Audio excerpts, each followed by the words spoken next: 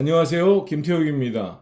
우리나라 근대사를 보면요, 어, 아픈 상처들이 곳곳에 이렇게 남아 있는데요. 참, 1948년 4월 3일 제주도에서 있었던 4.3 폭동.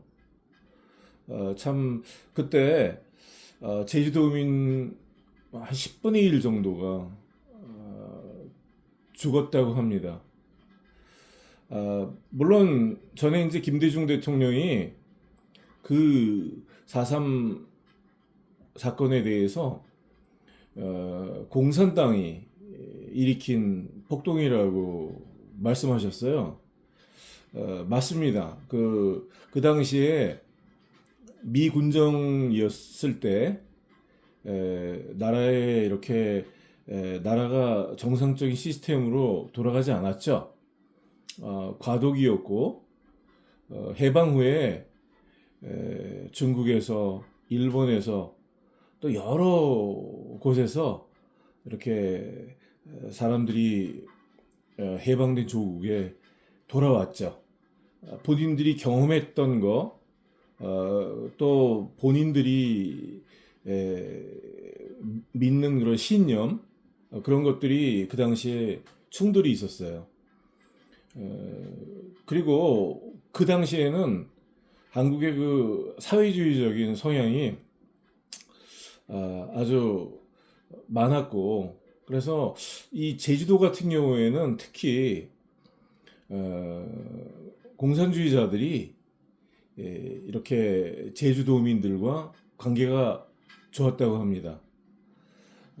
그런데 이 4.3 사건이 이렇게 발발하게 된 것은 그 어떤 그 배경이 있어요.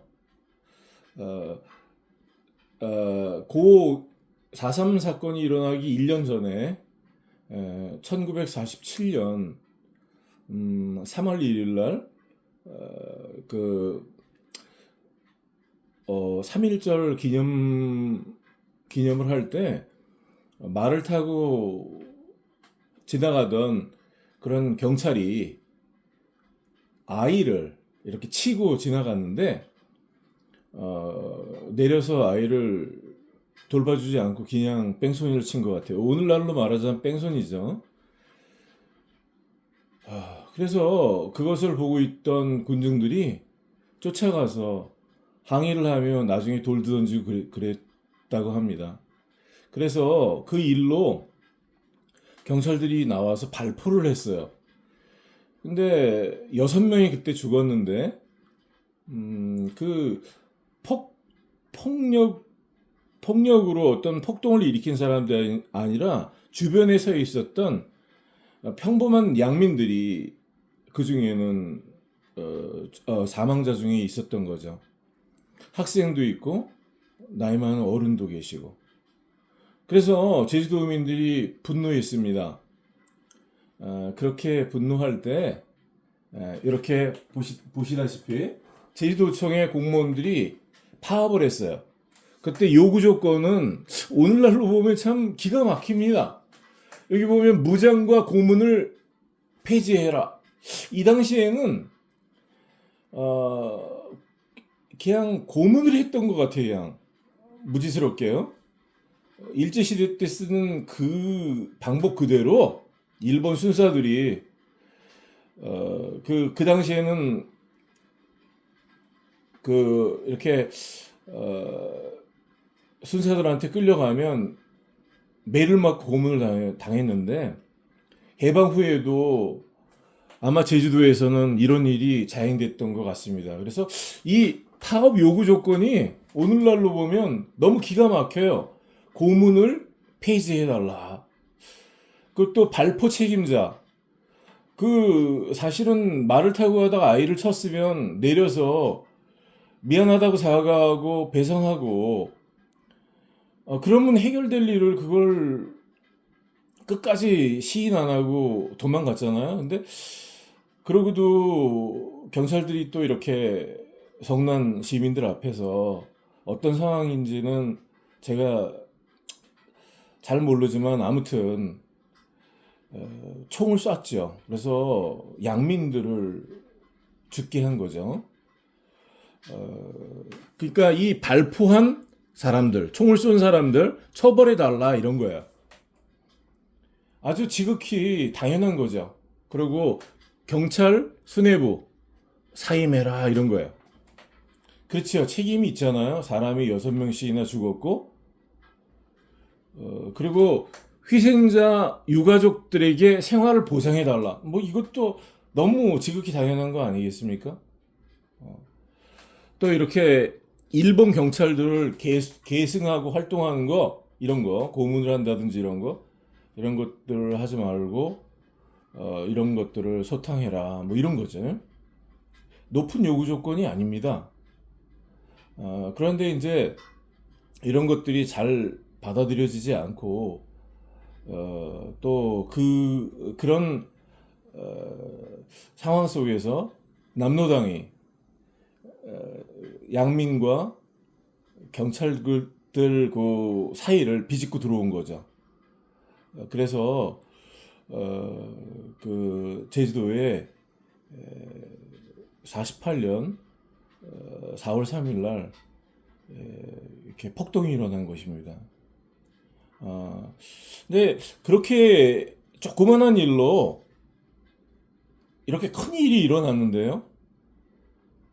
이렇게 어마어마한 그런 폭동이 일어나고 많은 사람들이 죽고 이렇게 됐는데 여기서 일이 더 커집니다. 이 제주도 경찰들이 이런 것들을 그땐 미군정이니까 미군정에 보고를 했죠. 보고를 할 때 공산주의자들에 의해서 이런 일이 일어났다 이렇게 삐뚤어진 보고를 했을 거고 또 와서 이제 미군 그 파견 군인들이 조사를 했을 때 이게 이제 그 3.1절 기념식에서 아이를 치고 또 그때 발포하고 그랬기 때문에 촉발되는 일이지만 그 후에 진행되는 일들은 공산주의자들이 일으킨 폭동이 분명하기 때문에 거기 뒤에 공산주의자들이 그 일에 가담해서 폭동을 일으킨 거 거기에다가 주안점을 두고 문제 해결을 하려고 했던 것이죠. 아무래도 이런 일들을 볼 때 참 우리들이 이렇게 생각할 때 가슴 아픈 일이고요. 그 일들을 통해서 수만 명, 그러니까 적게는 3만 명, 많게는 7만 명까지 죽었다고 합니다. 대부분 제주도민들이죠, 양민들이죠. 근데 이 경찰들이 이렇게 단계적으로 미군을 끌어들이고 이 일에 또 서북청년단이라고 그래서 북한에서 토지개혁을 통해서 다 토지를 빼앗긴 사람들이 또 이렇게 남한으로 내려왔죠. 모든 재산을 공산당이 뺏긴 사람들, 또 깡패들, 그런 사람들이 많이 남한으로 내려왔습니다. 그 당시에. 그때 그 사람들이 공산주의를 혐오했기 때문에 뭐 아무튼 공산주의를 미워하고 그런 사람들이 서북청년단이라는 단체를 결성해서 공산주의자들과 맞서 싸웠었어요.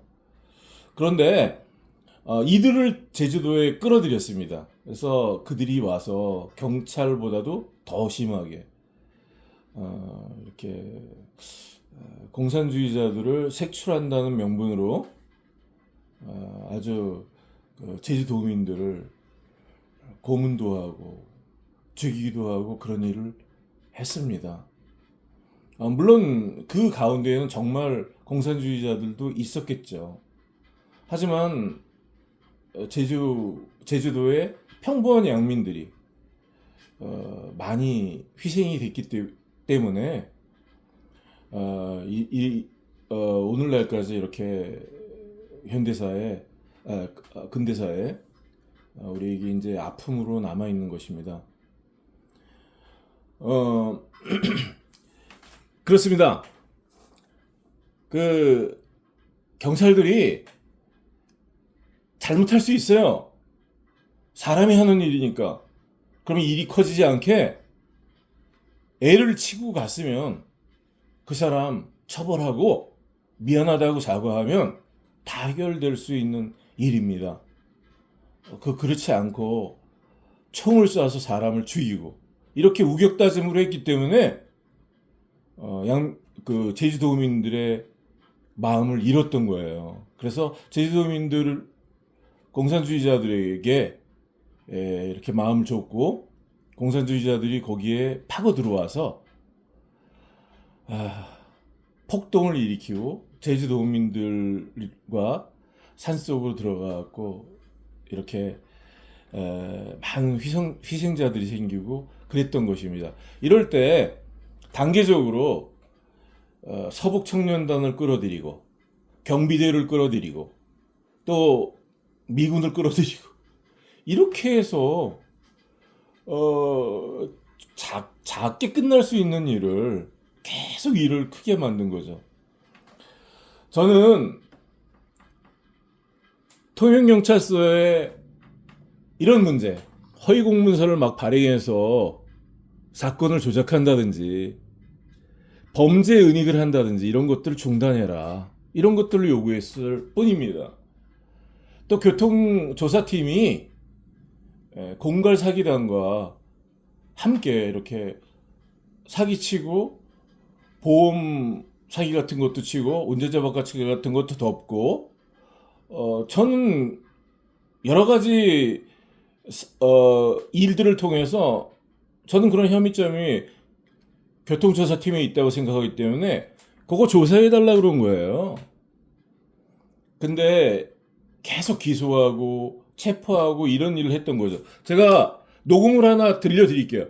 사실 간단하게 해결될 수 있는 일을 제가 처음부터 요구했던 거는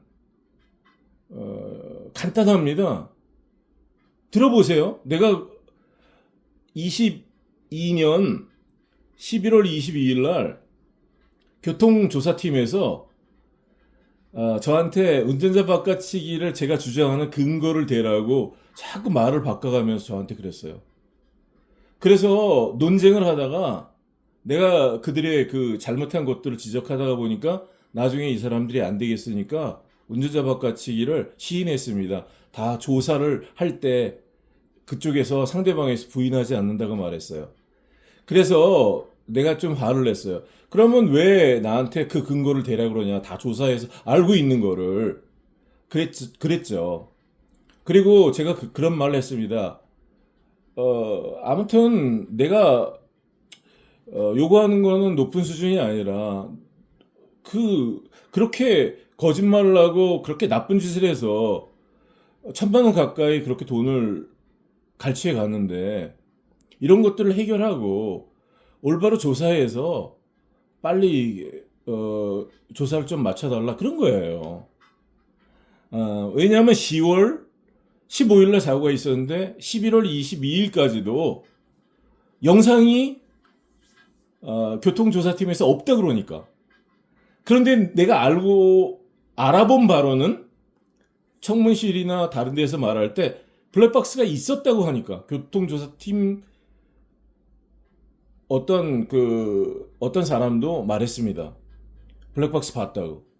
그럼 블랙박스가 있었던 거거든요. 근데 표면상으로 저에게 블랙박스 없다고 잡았다는 거거든요. 블랙박스 안에는 운전자 바꿔치기도 나오고 우리 차가 피해를 당한 게 다 나오겠죠. 다 나오는데 블랙박스가 없다고 딱 잡았대고 계속 그런 거예요. 한번 들어보세요. 22년 11월 22일 날 교통조사팀에서 있었던 일입니다. 운전자 바꿔치기 그것도 확인 못했어요 아직? 최병록한테 그거 확인 못. 최병록 부인이에요? 네. 그러면 됐지. 근데 왜 나한테 지금 그런데 왜 조사관님이 지금 나한테 뭘 근거로 해서 운전자 바꿔치기를 했냐고 나한테 되묻는 거예요. 다 알면서 왜 자꾸 최병록 편을 드는 거예요? 그런 드는 거 아니고 너무 편집니까 제가. 공정하게 하세요. 공정하고 하고 공정하게 책임적으로 하고 있습니다. 내가 처음부터 이렇게 모든 통화나 문자나 우리 대화를 갖다가 내가 녹음하고 있는 거는 내가 좋지 않은 것을 감지하고 있기 때문에요. 만약에 이거 공정하게 하면 내가 기억 넘어갈 거예요. 알겠습니다. 내 최병록 그 옆에 있었던 그 여자, 운전자 바깥치기 했던 그 여자가 술을 먹었는지 무면허인지 난 잘 모르겠어. 나 그거 따지고 싶지는 않지만 조사관으로서 그거 조사해서 최병록이 원래 내가 시초에 말했지만 원만하게 해결하는 거는 적당히 욕심 부리지 말고 말이죠. 미안하다고 사과하고, 그리고 뭐 과도하게 잘못해갖고 나한테 이렇게 뒤집어 씌운 거 그런 거 사과를 하고 말이야.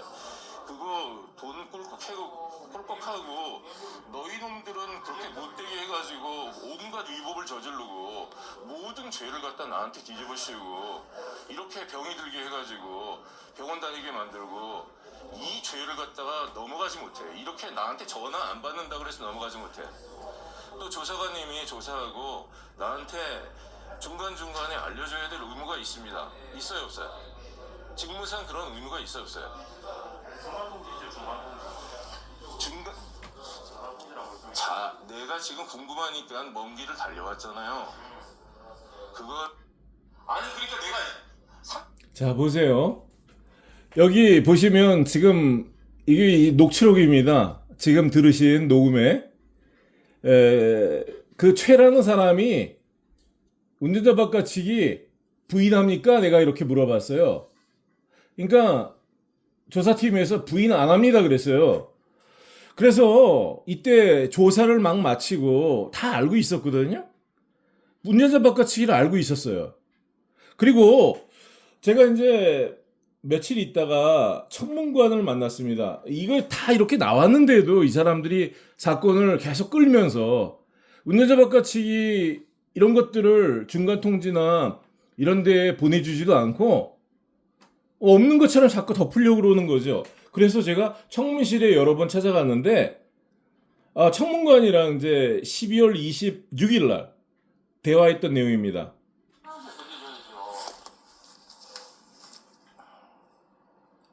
아이고 한 30초면 됩니다. 내가 30초면 내가 됩니다. 조사하는 사람도 아니고 자꾸 내한테 들리고 내가 그러니까 그 지금 들으셨으니까 내가 청문관님한테 얘기를 해야죠. 그러면 서로 다 모른다고 저 유저사한테 떠밀면 어떻게 해요? 그거가 저기 담당인데 해야지. 자, 그래서 제가 지금 녹음을 들려주고 있는 겁니다. 소리가 작아서 안 들려요 지금. 여기에 보시면 운전자 바깥치기를 상대방이 부인하지 않고 이렇게 운전자 바깥치기를 했다는 거 이렇게 시인하고 있거든요. 이것을 녹음을 들려주고 있는 겁니다. 그래서 이렇게 한참 되니까 내가 좀 뛰어 넘어갈게요.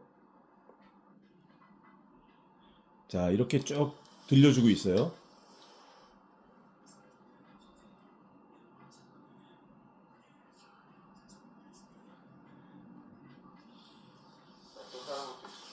됐어요. 거기 다 나왔잖아요. 조수석에 이 최병록이 앉아 있었고 운전석에 뭐 이제 대답은 하네. 뭐? 일단 그러니까 이 사람이 지금 맨 처음에 속이려고 그러다가 맨 처음에 4명이라고 했어요. 그 차 안에. 아니 나중에 사고 얘기 진짜 저한테 하지 마시고 제가 조사한 내 안에 해봐야. 운전자 바깥치기 지금 이렇게 조수석에 자기가 앉아 있었고 운전석에 그 여자가 운전을 했다는 거 지금 말했고 그리고 또 다른 녹음도 있어요. 내가 다 말했고 다 보여주고 문자도 보여주고 다 보여줬는데 그게 지금 뭐 조사가 안 됐자면 그러면 뭐 하여튼 내는 조사를 똑바로 하는지 안 하는지 그걸 내는 조사를 할 테니까 그 방법밖에 없어요. 내가 저 사람한테 수도 없이 말했는데도 지금 저런 식으로 하면 팀장도 그러고 그래서 내가 청문감사실에 안 올 수가 없는 겁니다. 왜냐하면 접수가 돼 있다 아닙니까? 접수가 내가 접수했잖아요. 그러니까 내가 이제 조사를 할 거야. 어느 정도 조사가 돼 있고. 자, 보세요. 이 사람이 어느 정도 조사도 돼 있고 청문실에서 접수했다고 했습니다. 그런데 이 사람이 1월달 가서 교통팀에서 이 청문관이랑 함께 앉아서 운전자 바꿔치기를 다 부인해 버렸습니다. 그런 일이 없대요. 그랬고 제가 이제 26일 날 또 교통과에 중요한 사람을 만났어요. 들어보세요. 이 사람은 블랙박스를 봤다는 거죠. 그때까지 블랙박스가 없다고 그래서 휴대폰 영상을 12월 26일 날 그 위변조된 휴대폰 영상을 보여줬는데 저에게 그리고 블랙박스가 없다고 저한테 딱 잡아 뗐는데 이 사람이 이야기하다가 블랙박스가 자기가 봤다는 것들을 실토했습니다. 들어보세요. 됐네 그러고 아이 뭐야 이거 그러고 내려와가지고 어쩌고저쩌고 하고 사람들 웅성웅성하고 그러고 정신이 없어 사실이에요.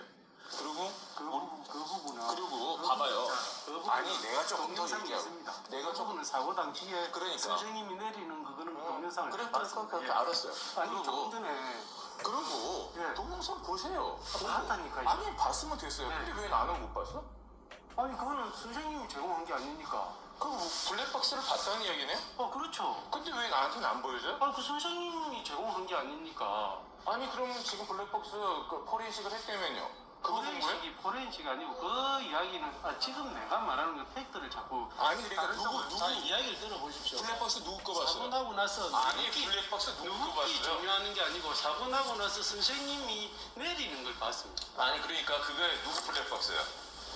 그거 내리는 걸 봤습니다. 그게 누구 블랙박스냐고요? 예? 그게 누구 블랙박스야? 자, 보세요. 이 사람 횡설수설 하는데요. 요 바로 전 시간에, 요 바로 전에, 한두 시간 전에 교통팀에서 휴대폰 영상을 보여줬습니다. 거기에는요, 제가 내리는 장면이 없어요. 그거는 5초, 6초 영상이에요. 근데 그 위변조된 영상이에요. 차가 어떻게 올라오고 후에 어떻게 되고 그런 게 전혀 나오잖아요. 제가 내리고 그런 영상을 봤다는 거죠, 이 사람은. 내가 한두 시간 전에, 두세 시간 전에 분명히 봤는데, 영상을. 거기에 내가 내리는 장면이 없거든요. 5초 영상이거든요. 근데 영상을 봤다는 거죠. 동영상을. 그럼 그게 누구 블랙박스냐? 그러니까 자꾸 횡설수설하면서 말 안 하는 거예요. 그래서 제가 블랙박스를 감춰놓고 있구나. 그걸 안 거죠. 그리고 다른 녹취에 보면 청문관도 블랙박스가 있다고 말했습니다.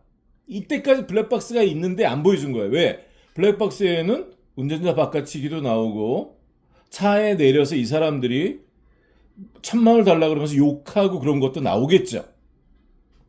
그리고 앞지르기를 해갖고 사고를 상대방 차가 유발한 거 다 나오겠죠. 그냥 못 보여주는 거예요. 아직까지도 이 블랙박스를 숨겨놓고 있습니다. 그래서 이렇게 하기 때문에 제가 이렇게 이런 것들을 써서 들고 서 있을 수밖에 없었던 거예요. 자, 보이십니까? 여기 한번 보세요. 여기 한번 보세요.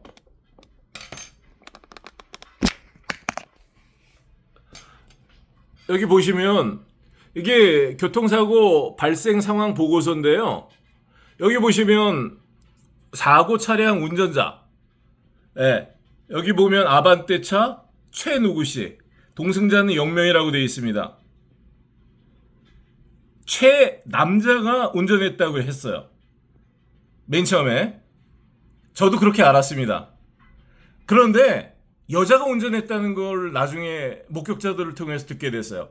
그리고 여기 이제 보면 요 비슷한 시기에 요게 10월 20일 날 쓴 것 같거든요. 요걸. 그러면 요건 교통사고 보고서 실황조사서. 여기에 보시면 아반떼 운전자가 권씨로 되어 있어요. 그리고 승차 인원은 여전히 0명입니다. 여기 5명 타고 있었어요. 그래서 여기 개요에도 보면 저희 차 SM5 저희 차가 앞범퍼 부분으로 전방에 정차 중이던 아반떼 차량, 그 정차 중인 가만히 서 있는 아반떼 차를 저희 차가 들이박은 걸로 해놨어요. 이게 맞다면 블랙박스 영상을 숨기지 않았겠죠. 또 이 발생 보고서랑 요 사고 보고서랑 두 가지, 여기는 최 씨가 운전자로 되어 있고 여기는 권 씨가 운전자로 되어 있는 걸 봤을 때 이 사람들은 다 알고 있었죠. 운전자 바꿔치기를. 그렇지만 다 덮으려고 그런 거죠. 왜냐하면 운전자 바꿔치기를 인정할 경우에 범인 도피죄도 따라가고, 범인 도피죄가 따라갑니다. 그리고 운전자 바꿔치기가 있게 되면 그 사기, 보험 사기 다 성립합니다. 그렇기 때문에 뭐 복채를 받았는지 뭘 받았는지 난 잘 모르겠지만, 아니면 이 교통조사팀이 원래 이런 사기 공갈당이랑 짜고 장기적으로 해 먹었는지 잘 모르지만 그 조사해 달라는 거예요. 조사. 4.3 제주도 사건 때 고문하지 말아달라, 발포한 책임자들 처벌해달라, 뭐 유가족들 생활 보장해달라. 제가 요구한 거 간단합니다. 이거 허위 공문서잖아요. 5명 타고 있었는데 0명이라고 해놨으니까 그 외에도 여기 피해 금액도 다 거짓말이에요. 그럼 이런 허위 공문서를 발행을 중단해달라 그런 거예요. 이게 높은 수준입니까? 범죄 은닉을 중단해라. 이 여러 가지 범죄들, 이 사람들 운전자 바꿔치기도 했고 보험 사기도 있고 또 사고 미조치도 했고 앞질이 중과실도 있고 중앙선도 밟았고 고의로 사고를 유발했고 많은 죄들이 있는데 이런 것들 다 은닉하는 거죠. 그거 중단해라 그런 거예요. 그 높은 수준이 아니죠. 아까 여기 녹음에도 제가 뭐 따지지 않겠다고 그러잖아요.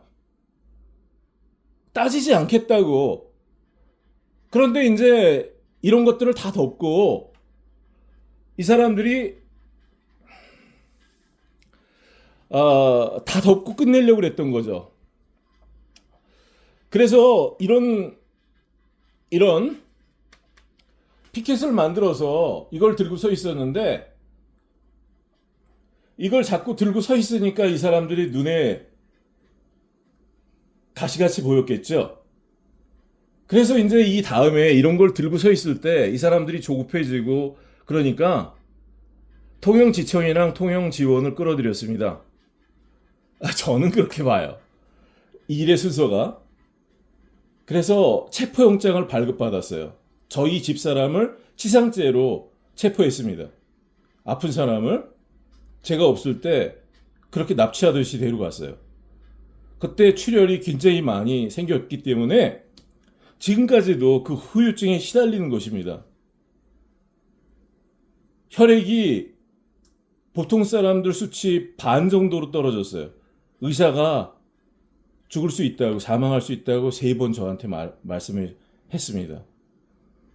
이 사람들이 잡아간 그 다음날 자정이 지나서 들어왔는데요.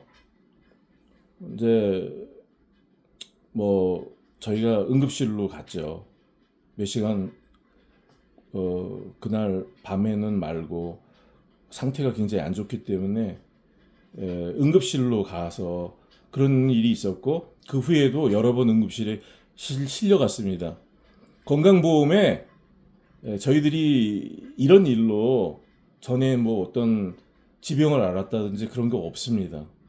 혈액이 너무 많이 과다하게 빠져나가고 수치가 내려가면요, 이런 후유증이 있는 것 같아요. 아직도 회복을 못하고 있습니다. 그리고 이 사람들이 이제 여기서 끝난 게 아니라 거제경찰서를 끌어들였어요. 그래서 저를 무고죄로 체포했습니다. 이 무고는 뭐냐면 통영경찰서 6사람 경찰이 억울하다는 거죠. 내가 허위공문서를 발행했다, 범죄를 은닉했다, 이런 말들을 하니까 이런 것들을 써가지고 진정서를 제출해서 통영경찰서장한테 제출을 했는데 그게 무고라는 거죠. 내가 그 진정서에 처벌해달라고 그러지도 않았습니다. 조사해달라고 그랬지. 예, 내가 조사해달라고 그렇게 썼지. 거기에 이렇게 법적으로 이렇게 처리해달라 이렇게 썼지. 어떤 사람들을 형사처벌해달라 그렇게 쓰지 않았어요. 근데 이런 것들을 무고죄로 걸어서 저를 수갑을 채워서 체포하겠다고 그러면서 아내가 수술 날짜까지 다 받아놨는데 저를 체포해 갔습니다. 거제경찰서에서. 그리고 조사도 안 해주고 그냥 기소시켰어요. 그리고 여기서 끝난 게 아니에요. 대구 정서경찰서를 또 끌어들였습니다. 대구 정서경찰서를 끌어들여서 대구 정서경찰서는 사기꾼들이 제출한 무고 고소장으로 저를 또 체포해가지고 그때 체포할 때 허위의 체포영장을 제가 이거 가짜라고 생각해요. 오늘도 내가 동영상을 올렸는데요. 가짜죠. 전산에 없는 체포영장이 있을 수 있습니까? 전산에 없다 그랬으니까. 서부 법원에서 그렇게, 대구 서부 법원에서 그렇게 말했습니다. 그리고 거제경찰서에서 저한테 제시한 것도 그 허위고 가짜예요. 체포영장 사본도 아닙니다. 이거 가짜예요. 원본과 저한테 제시했던 것이 글씨체가 달라요.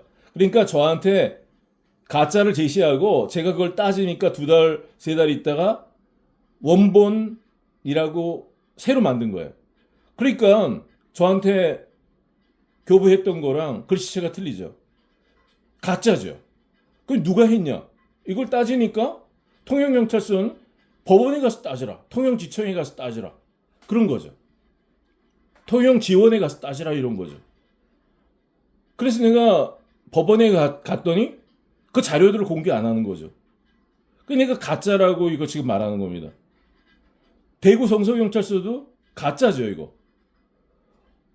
그게 천공도 없고 또 법원 마크도 없고 그런 게 무슨 체포영장 원본이에요. 더군다나 지금이 조선시대도 아니고 전산에 없단 말이에요. 체포영장이. 그 체포영장 1년 번호도 있고 다 있는데 그건 말이 안 되는 거죠 이거. 그냥 가짜라고 사료되기 때문에 법원에 가갖고 말한 거예요. 그러면 거기에 맞춰서 증거를 대고 납득이 갈 수 있게 논리를 갖춰서 설명을 해줘야지. 우격다짐으로 댓글에 뭐 이 자체가 죄라느니 이렇게 자꾸 겁박을 주는 거. 이 사람들 뭐 이런 식으로 해갖고 일들을 자꾸 이렇게 키우고 있습니다. 이렇게 잡아가는 거죠. 무슨 말을 했어요? 그러면 저희 집사람에게 치상죄가 없는데 치상죄를 뒤집어 씌우고 상대방이 운전자 바꿔치기도 하고 또 앞지르기 중과실도 있고 또 범인 도피죄도 있고 미보험도 있고 그럼에도 불구하고 저희들한테 그렇게 공갈 협박, 그 공갈 협박이죠. 그런 사고로 1,000만 원을 내라 그러는 게 그게 공갈 협박 아닙니까? 그 자체가. 그리고 수리 내역이 없어요. 그러면 산에서 그냥 만난 사람한테 그 어마어마한 돈을 내가 원해서 그냥 줬다고요? 말이 안 되잖아요. 지금 통영경찰서는 그런 논리입니다. 그러면 운전자 바꿔치기가 없어야 돼. 운전자 바꿔치기는 고의적으로 한 거니까. 상대방을 기망할 목적으로. 그래서 저희들한테 남자가 운전했다고 속이고 실제로 여자가 운전했는데 그리고 기망해서 돈을 받아간 거고 또 돈을 주지 않으면 통영경찰서로 끌고 와서 어떻게 더 나쁘게 할 것처럼 해악을 고지한 거죠. 그리고 그걸 제가 자꾸 따지니까 이렇게 거제경찰서, 대구 정서경찰서, 대구 서부지청, 대구 서부지원, 또 통영지청, 통영지원 이런 데를 끌어들여서 체포영장 이런 가짜 체포영장 갖고 와서 체포하고 기소하고 이렇게 몇 건을 기소를 한 거예요, 지금. 그리고 그 과정 가운데서 금융감독원 끌어들였고, 대구 성서경찰서는 금융감독원으로 밀어요. 금융감독원에서 다 조사가 됐다, 이러고. 금융감독원은 지난번에 제가 보여드렸지만 수사기관으로 또 떠밉니다. 우리는 뭐 여기는 수사기관으로 또 떠밀어요. 그리고 통영경찰서는 대구 성서경찰서로 떠밀어요. 그쪽에서 조사해 달라고 가서 말해라. 내가 며칠 전에 대구 성서경찰서 수사과에 갔더니 절차대로 하래요. 말을 잘 들어보니까 그게 무슨 말이냐면 교통사고는 통영으로 가갖고 말하라는 거죠. 이의 신청을 하고 뭐 어떻게 하고. 이 사람들이 좋아하는 말이 절차입니다. 근데 이게 다 떠미는 거죠. 다른 데에다가. 이렇게. 그래서 제가 조직범죄라고 생각합니다, 이거. 그리고 이 과정 가운데 도로교통공단을 끌어들였어요. 요건 제가 말씀도 안 드렸습니다. 보험사를 끌어들였어요. 사기꾼들과 함께 이런 짓들을 하고 있습니다. 말을 맞춰서. 또 마지막으로 부산 해운대 경찰서를 끌어들였어요. 그러면서 동부지청을 끌어들였습니다.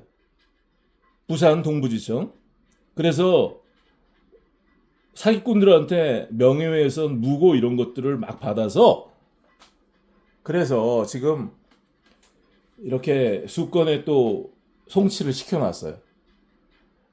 네. 오늘 여기까지만 하겠습니다. 감사합니다. 좋은 저녁 시간 보내시기 바랍니다.